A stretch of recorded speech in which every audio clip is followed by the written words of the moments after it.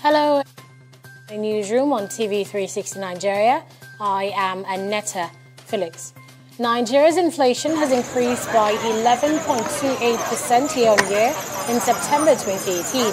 This is 0.05 percentage points higher than the rate recorded in August 2018 and the second consecutive month of increase after 18 months of decline. On a month-on-month basis, the headline index increased by 0.84% in September 2018, down by 0.21 percentage points from the rate recorded in August 2018. The Nigerian government has expressed shock and sadness over the killing of another aid worker by Boko Haram terrorists. Hawa Leman is the second aid worker to be killed by the sect in the past 1 month. She was among 3 Red Cross staff abducted by the sect in March. In his reaction to the recent development, the Minister of Information and Culture, Lai Mohammed, admitted that government was surprised by the actions of the insurgents, despite efforts of the government and the widespread appeal to save the young woman. The People's Democratic Party has announced Senate President Bukola Saraki as the head of its presidential campaign efforts. Saraki was among the 11 other aspirants who challenged Atiku Abubakar for the presidential tickets.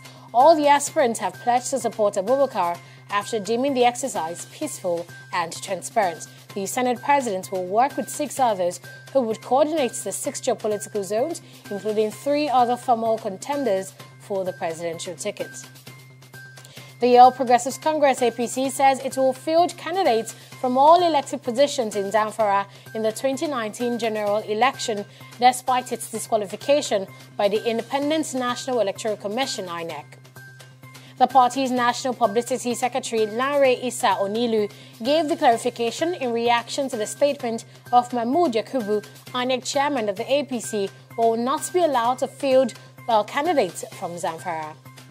The United Nations Human Rights Chief on Tuesday called for the lifting of the immunity of officials who might be involved in the disappearance of a Saudi Arabian journalist at the kingdom's consulate in Turkey.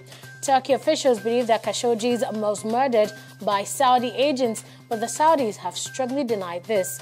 On Monday, U.S. President Donald Trump suggested rogue killers could be behind his disappearance. The president provided no evidence, however, to back his comment.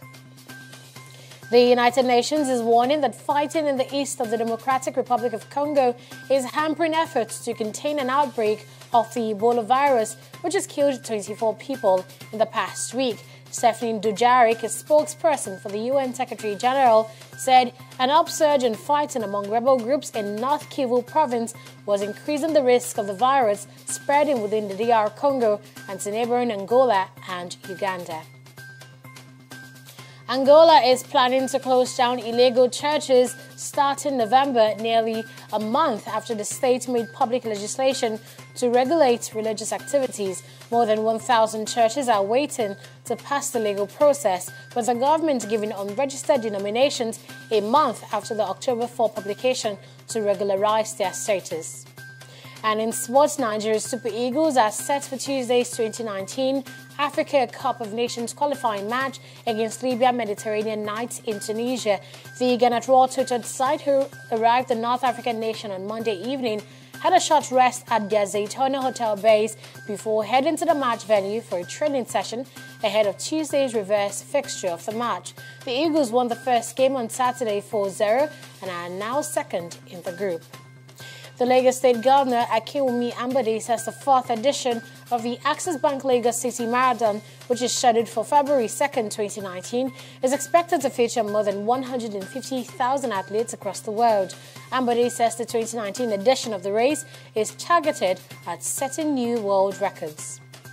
And that's the latest updates from around the world. Thanks for joining us on the newsroom live on TV360 Nigeria. I am Annetta Felix.